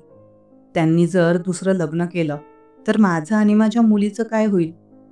माझ्या सासूने सुरुवातीला त्यांना विरोध केला, पण माझ्या सासूचं देखील त्यांनी ऐकलं नाही. एके दिवशी पायल, म्हणजे जी माझ्या नवऱ्याची होणारी दुसरी बायको होती, तिचे आई वडील आमच्या घरी आले. त्यांनी घर, शेती सर्व काही पाहिलं आणि एक तारीख निश्चित करून टाकली. आता निश्चित झालेल्या तारखेला जवळजवळच्या पाहुण्यांना बोलवण्यात आलं आणि आमच्या गावातल्या मंगल कार्यालयात माझ्या नवऱ्याचं दुसरं लग्न पार पडलं. लग्न झाल्यावर माझ्या नवऱ्याची दुसरी बायको पायल घरात आली. आमचं घर मोठं होतं. पायलसाठी वेगळी रूम देण्यात आली. सुरुवातीला तर मला काहीच कळेना पायलसोबत कसं वागावं. पण पायल शिकलेली मुलगी होती. तिचं ग्रॅज्युएशन झालं होतं. तिचा स्वभाव खूप चांगला होता. माझ्याशी ती खूप आदराने बोलायची. पायल दिसायला सुंदर होती. तिने माझ्या नवऱ्याशी लग्न करण्याचं कारण असं होतं की पायलच्या वडिलांवर खूप कर्ज होतं. माझ्या नवऱ्याने पायलच्या वडिलांना 7 लाख रुपये दिले आणि त्या बदल्यात त्यांनी त्यांची मुलगी पायल माझ्या नवऱ्याला विकली असं म्हणायला हरकत नाही. कारण हे लग्न फक्त पैशांसाठी झालं होतं. पायलच्या वडिलांना पैसे हवे होते आणि त्यामुळेच त्यांनी आपल्या मुलीचा हात माझ्या नवऱ्याच्या हातात दिला होता. पायल आता घरात राहू लागली. माझे पती पायलसोबत खूप हसून खेळून राहायचे. ती त्यांच्या आवडीची बायको होती. पायलसाठी नेहमी बाहेरून काही ना काही नवीन वस्तू आणत असायचे. हे सर्व पाहून मला थोडं वाईट वाटायचं. मी मुद्दामच आता घरातल्या सगळ्यांपासून वेगळी राहायचा प्रयत्न करायचे. घराच्या वरच्या मजल्यावरच राहायची मी. शेतातही अधूनमधून जायचे. एके दिवशी मी शेतात गेले होते. खरं तर माझं कोणत्याच गोष्टीत आता मन लागत नव्हतं. शेतात झाडाखाली असेच बसले होते आणि विचार करत होते. तेव्हा अचानक तिथे धीरज आला. धीरज म्हणाला, "अहो मालकीनबाई, काय झालं? काय विचार करत आहात?" "अरे काही नाही, असंच." धीरज तिथेच बसला. त्याच्याकडे पाण्याचा छोटा माठ होता. त्याने त्यातून पाणी घेतलं. "मालकीनबाई, मी तुमचं दुःख समजू शकतो. खरं तर मलाही रविदादांचा हा निर्णय आवडला नव्हता. त्यांनी दुसरं लग्न करायला नको होतं. पण जाऊ द्या मालकीनबाई, जे झालं ते झालं. तुम्ही जास्त नाराज राहू नका. तुमच्या तब्येतीवर याचा परिणाम होत आहे." "अरे धीरज, पण माझी काही चूक होती का? जर त्यांना मी आवडत नव्हते तर माझ्याशी लग्नच करायला नको होतं. मला अशी शिक्षा का दिली त्यांनी? त्यांना असं करायचं होतं तर मला मारून टाकायला हवं होतं. त्यांनी दुसरं लग्न केलं. हा तर माझा जिवंतपणे मृत्यू झाला असं मला वाटतं."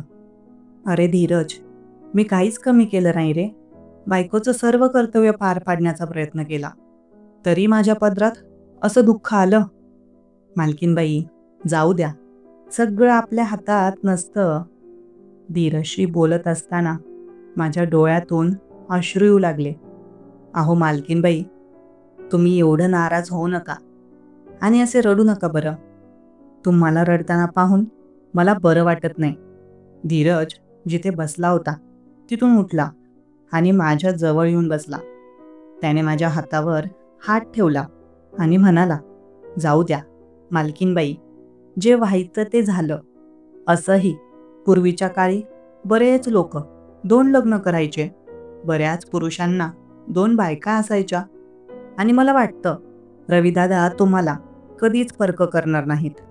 पायलवर त्यांचं जास्त प्रेम असू शकतं, पण तुम्हालाही ते कधीच एकटं सोडणार नाहीत याची मला खात्री आहे. धीरज बोलत होता, पण त्याच्या बोलण्यात तेवढा आत्मविश्वास वाटत नव्हता. आता मात्र माझे अश्रू अनावर झाले. मी साडीचा पदर हातात घेऊन अश्रू पुसले आणि गुडघ्यांवर डोकं ठेवून रडू लागले. धीरज माझ्या जवळ सरकला.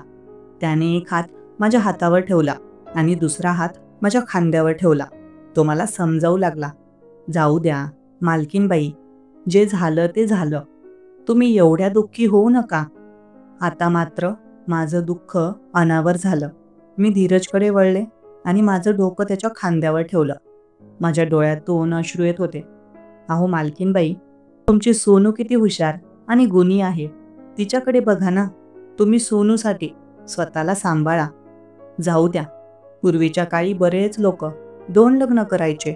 रविदादांनीही दुसरं लग्न केलं. यात त्यांची चूक आहे, तुमची काही चूक नाही. तुम्ही तुमच्या जागी अगदी योग्य आहात.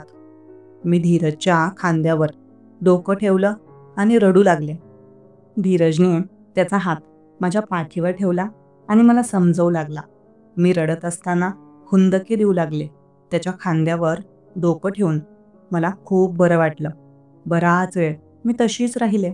धीरजने मला जवळ घेऊन हळूहळू मला शांत केलं. काही वेळ मी अशीच राहिले. हळूहळू शांत झाले.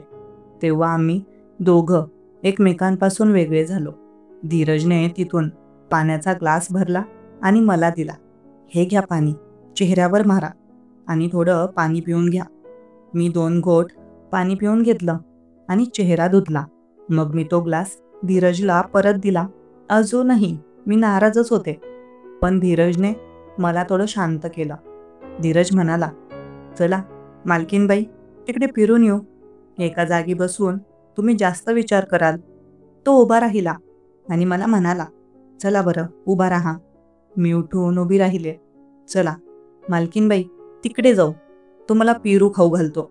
तिकडे खूप छान पेरू लागले आहेत एका झाडाला. होय का? बरं चल. धीरजने तिकडे जाण्यासाठी 1 पाऊल पुढे टाकलं आणि 2-3 पावलं तो पुढे गेला. मी तिथेच उभी होते. त्याने मागे वळून पाहिलं. अहो मालकीनबाई, काय झालं? चला की. मी मात्र त्याच्याकडेच पाहत उभी राहिले. तो तिथून मागे आला. त्याने माझा हात पकडला आणि म्हणाला, चला. माझं मन परत भरून आलं. मी म्हणाले, धीरज, तुला खूप खूप धन्यवाद. अहो मालकीनबाई, कशासाठी धन्यवाद? अरे, मला समजून घेण्यासाठी. अहो मालकीनबाई, मी आहे तुमच्यासोबत. तुम्ही टेन्शन घेऊ नका. ठीक आहे. मी धीरजच्या डोळ्यात पाहिलं. माझ्याबद्दल त्याच्या डोळ्यात आदर, सन्मान, प्रेम सर्व काही दिसत होतं. मी धीरजजवळ गेले आणि त्याला घट्ट मिठी मारली. त्याला कळालं होतं की मी खूप भावनिक झाले होते. त्याने परत एकदा मला मिठीत घेतलं. आम्ही दोघे अगदी एकमेकांच्या मिठीत सामावून गेलो. मला कळत नव्हतं की धीरजची एवढी जवळीक मला का आवडायला लागली होती. त्याने प्रेमाने मला मिठी मारली होती. मीही अगदी मन भरून त्याला घट्ट कवटाळून घेतलं. थोडा वेळ आम्ही असेच राहिलो. मग धीरज म्हणाला, अहो मालकीनबाई, चला ना, तिकडे जाऊ बरं. ठीक आहे धीरज. धीरज, तुला एक सांगू का? हो सांगा ना. अरे, तुम्हाला मालकीनबाई नको म्हणत जाऊ. मला आरती म्हटलं तरी चालेल. अहो मालकीनबाई, मला सवय पडली आहे. अचानक आरती कसं काय बोलू? बरं. अरे बोलून तर बघ. ठीक आहे, मी प्रयत्न करेन. मग आम्ही तिकडे पेरूच्या झाडाकडे गेलो. धीरजने खूप छान पिकलेले पेरू तोडले. काही पेरू आम्ही खाल्ले आणि बरेच पेरू मी घरी आणण्यासाठीही तोडले. 4 वाजेपर्यंत मी शेतातच होते. मग ते पेरू घेऊन मी घरी आले. घरी आल्यावर पाहिलं तर माझे पती आणि पायल दोघं त्यांच्या रूममध्ये होते. रूमचं दार बंद होतं. मी माझ्या मुलीला आणि सासूला पेरू कापून दिले आणि किचनमध्ये कामाला लागले. काही वेळाने माझे पती आणि पायल रूममधून बाहेर आले. पायलची साडी विस्कटलेली होती. तिचे केसही इकडे तिकडे झाले होते.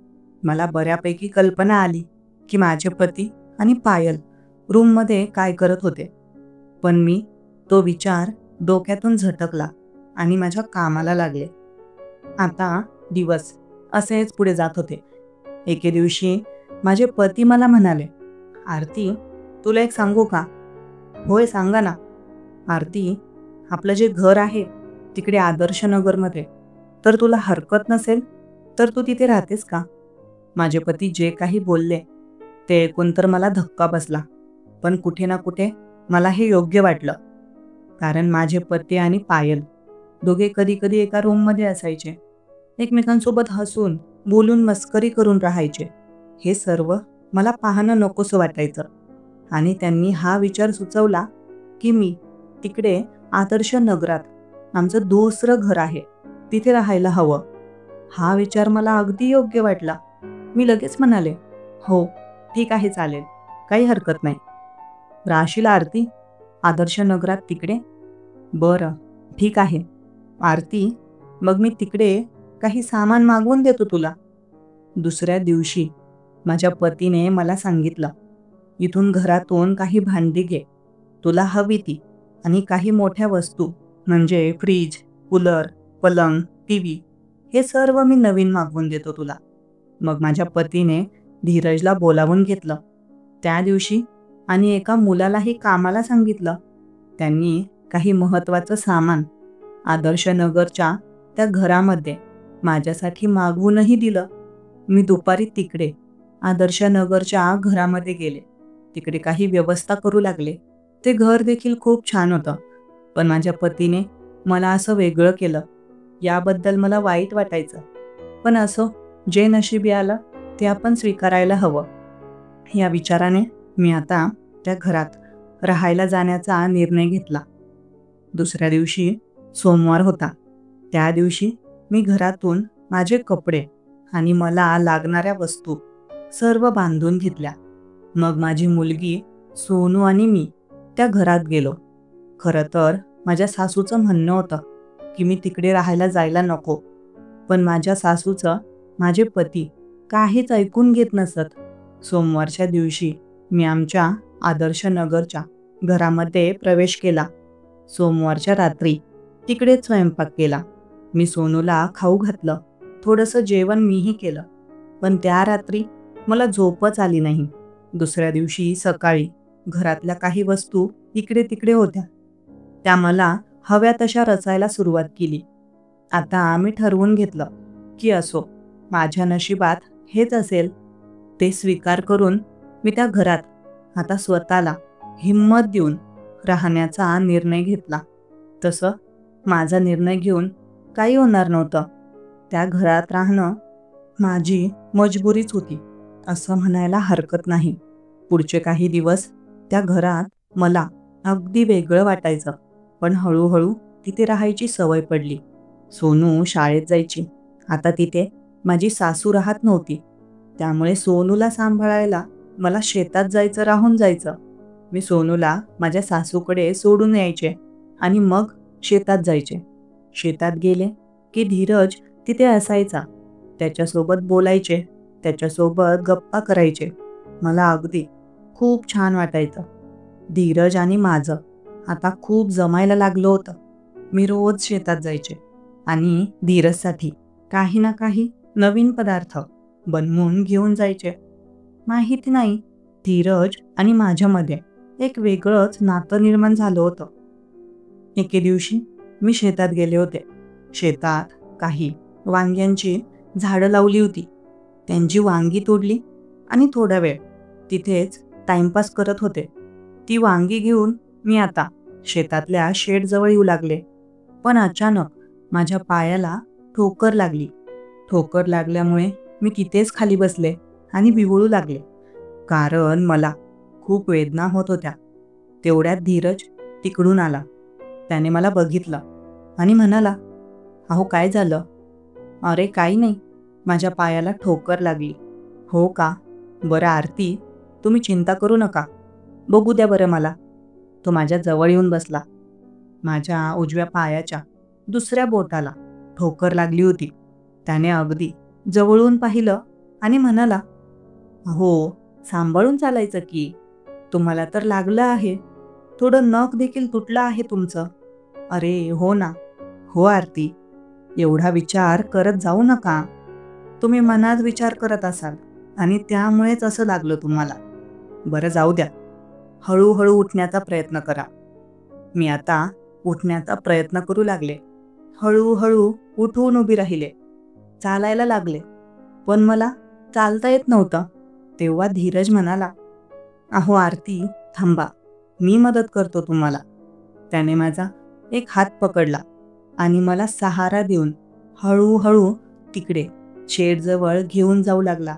मी माझा एक हात त्याच्या खांद्यावर ठेवला होता आणि त्याने त्याचा दुसरा हात माझ्या कमरेवर ठेवून मला पकडलं होतं. मी त्याला पकडून कशी तरी चालत होते. आम्ही शेडजवळ पोहोचलो आणि तिथे आत गेलो. तिथे एक लोखंडी पलंग ठेवला होता. त्याने मला तिथे बसवलं, पण बसवायच्या वेळी माझा तोल गेला आणि मी पलंगावर पडले. त्याचाही तोल गेला आणि तो माझ्या अंगावर येऊन पडला. आता मी पलंगावर झोपले होते आणि तो माझ्यावर, त्याचा चेहरा अगदी माझ्या चेहऱ्याजवळ आला. मला तर काहीच कळेना काय करू. माझं पूर्ण अंग त्याच्या अंगाला लागत होतं. त्याने त्याचा एक हात माझ्या हातावर ठेवलेला होता. त्याचे ओठ अगदी माझ्या ओठांजवळ होते. त्याच्या ओठांतून निघणारे श्वास माझ्या चेहऱ्यावर जाणवू लागले. मला त्याला सांगायचं होतं, "धीरज उठ." पण कसं सांगू? मला काहीच कळेना. पुढच्या क्षणी धीरज काही न बोलता त्याने त्याचे ओठ माझ्या ओठांवर ठेवले आणि मला चुंबन देऊ लागला. मला तर अजिबात काही सुचेना काय करू. पण धीरज ज्या पद्धतीने मला स्पर्श करत होता ते अतिशय रोमांचक होतं. नकळत माझा हात धीरजच्या पाठीवर गेला आणि मी त्याच्या केसात बोटं फिरवू लागले. त्याचे ओठ माझ्या गालांवर आणि गालांवरून माझ्या मानेवर आले. त्याने माझा हात आपल्या हातात घेऊन माझ्या बोटांना प्रेमाने स्पर्श करू लागला. धीरजने एकदा माझ्या गळ्याखाली चुंबन घेतलं. माझा पदर बाजूला झाला होता, तो कसा तरी व्यवस्थित केला. धीरजने परत एकदा माझ्या ओठांजवळ त्याचे ओठ आणले. परत एकदा तो मला चुंबन देऊ लागला. मला त्याचा तो स्पर्श आवडत होता, पण कुठे ना कुठे मला आतून हे योग्य वाटत नव्हतं. मी म्हणाले, "धीरज, काय करतोयस? प्लीज थांब." पण तो माझं काहीच ऐकायला तयार नव्हता असं मला वाटलं. मी आता त्याचा चेहरा माझ्यापासून बाजूला केला आणि म्हणाले, "धीरज, प्लीज नको थांब." आता मात्र त्याने माझा मान राखला आणि माझ्यापासून वेगळा झाला. हळूच माझ्या अंगावरून उठून उभा राहिला. आता मी डोळे बंद केले. माझा साडीचा पदर व्यवस्थित केला आणि उठून पलंगावर बसले. धीरज तिथेच उभा होता. मी त्याला काही बोलणार त्याआधी तो शेडमधून बाहेर निघून गेला. बराच वेळ मी तिथेच बसून राहिले. मला काहीच कळत नव्हतं की मगाशी जे काही झालं ते योग्य होतं की अयोग्य. पण धीरजने ज्या पद्धतीने मला स्पर्श केला होता त्याने जणू काही माझ्या हृदयालाच स्पर्श केला असं मला वाटलं. मी शेडमधून बाहेर आले. धीरज तिथेच होता. धीरज म्हणाला, "आरती, तुमचा पाय कसा आहे आता? दुखत आहे का तुम्हाला?" "अच्छा धीरज, मगाशी काय झालं होतं तुला? तेव्हा माझ्या पायाला लागलं आहे. मला दुखत असेल की काय? त्याबद्दल तुला पर्वा नव्हती आणि आता अचानक विचारत आहेस." "आरती, माफ करा. ते चुकून झालं. खरं तर माझ्या मनात असं काही नव्हतं. पण काही क्षणांसाठी माझा स्वतःच्या मनावरून ताबा सुटला. तुम्हाला जर वाईट वाटलं असेल तर खरंच मी तुमची हात जोडून माफी मागतो." धीरज खरोखर आपल्या अंतःकरणापासून बोलत होता. मी म्हणाले, "ठीक आहे, जाऊ दे. जे झालं ते झालं. तुझं काय काम आहे ते काम कर तिकडे." "बरं, ठीक आहे." मग धीरज तिकडे निघून गेला. मी परत शेडमध्ये आले आणि तिथे पलंगावर बसले. बराच वेळ तिथे बसून राहिले. काही वेळाने मला झोप येऊ लागली आणि मी तिथेच पलंगावर झोपून गेले. जेव्हा मला जाग आली तेव्हा धीरज मला हाक मारत होता. मी खडबडून उठून बसले. बाहेर पाहिलं तर सूर्य बुडाला होता. संध्याकाळचे 6-7 वाजले असतील. अहो, तुम्हाला झोप लागली होती. मी मगाशी 2 वेळा आलो, पण तुम्ही झोपला होतात. म्हणून मी तुम्हाला उठवलं नाही. पण आता संध्याकाळ झाली आहे. रात्र होईल. त्यामुळे तुम्हाला उठवलं. हो का? बरं केलंस. धीरज, बरं चल. मी जाते घरी आता. मग मी घरी निघून आले. माझ्या मुलीला, सोनूला मी सासूकडे सोडलं होतं. तिकडे जाऊन मी सोनूला घेऊन आले. घरी आल्यानंतर स्वयंपाक वगैरे बनवला आणि जेवण केल्यानंतर झोपू लागले. पण झोप कुठून येणार होती? दुपारी शेतात धीरज आणि माझ्यात जे काही घडलं होतं ते सर्व आठवू लागलं. आता इच्छा नसतानाही माझं अंग तापू लागलं. काय होत होतं? मला स्वतःच्या शरीरावर माझा ताबा नव्हता. अचानक माझं शरीर तापू लागलं. काय करू? मला काहीच कळेना. स्वतःला कसं सावरावं?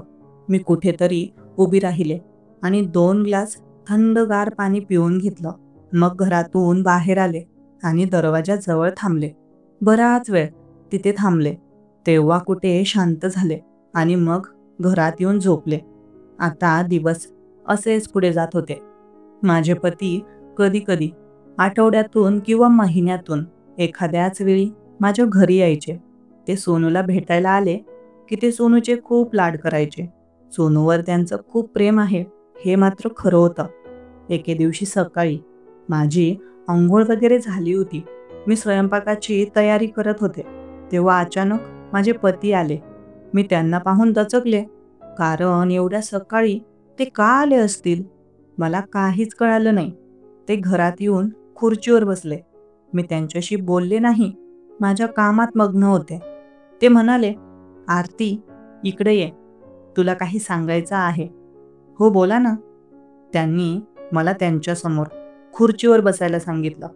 मी खुर्चीवर येऊन बसले. आरती, मला माहिती आहे मी तुला खूप दुःख दिलं आहे. माझ्यामुळे तुला बराच त्रास होत आहे. पण काय करू आरती? अगं, जेव्हा आपलं लग्न झालं तेव्हा मला तुझ्याशी लग्न करायचं नव्हतं. पण घरच्यांनी बळजबरी केली. त्यामुळे तुझ्याशी मला लग्न करावं लागलं. आरती, मी माझी चूक कबूल करतो. तुझा रंग सावळा आहे. त्यामुळे कदाचित मी तुला पसंत केलं नाही. पण असं नाही की मी तुझा अनादर करतो किंवा मला तुझ्याबद्दल तिरस्कार आहे. तसं मुळीच नाही. तू खूप चांगली आहेस. तू तुझं कर्तव्य पूर्णपणे, प्रामाणिकपणे पार पाडलं आहेस. कदाचित माझीच कुठे चूक झाली असेल. पण मला माफ कर जर माझ्याकडून तुला काही त्रास झाला असेल तर. आरती, मला माहिती आहे तुझ्या आणि धीरजबद्दल. धीरज आणि तू एकमेकांना पसंत करता. आता मात्र मी पूर्णपणे गोंधळले. मला अजिबात कल्पना नव्हती की माझे पती असं काही बोलतील. आरती, असं बघू नकोस माझ्याकडे. मला सगळं माहिती आहे. पण मला त्याबद्दल राग नाही. तुलाही तुझं आयुष्य आनंदाने जगण्याचा अधिकार आहे. थांब आरती, मी धीरजला बोलावतो. माझ्या नवऱ्याने धीरजला कॉल केला. ते म्हणाले, धीरज, कुठे आहेस तू? लवकर इकडे ये. आरतीच्या घरी.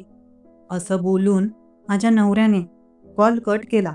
मी म्हणाले, अहो, पण तुम्ही धीरजला का बोलावत आहात? थांब आरती, तो आल्यानंतर तुला सगळं कळेल. काही वेळाने धीरज घरात आला. माझ्या नवऱ्याने त्यालाही बसायला सांगितलं. आता माझे पती म्हणाले, धीरज, मला माहिती आहे आरती आणि तू दोघं एकमेकांना पसंत करता.